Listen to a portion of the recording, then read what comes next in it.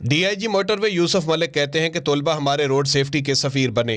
Zonal commander سی pack محمد یوسف ملک کی ہدایت پر فہد وزیر سیکٹر کمانڈر کی زیر نگرانی روڈ سیفٹی سیشنز کا سلسلہ جاری ہے۔ اسی سلسلہ میں ماڑی انڈس کالا باغ کے اسکول کے طلبہ جن کی عمر 18 سال سے کم یا زیادہ ہے انہیں روڈ سیفٹی سے متعلق آگاہی دی گئی۔ تربیتی سیشن میں طلبہ اور طالبات کو روڈ کراسنگ سے لے کر کم سن ڈرائیونگ کے نقصانات، موٹر سائیکل ڈرائیونگ لائسنس کے لیے عمر کی اہلیت سمیت حفاظتی تدابیر سے متعلق آگاہی دی گئی۔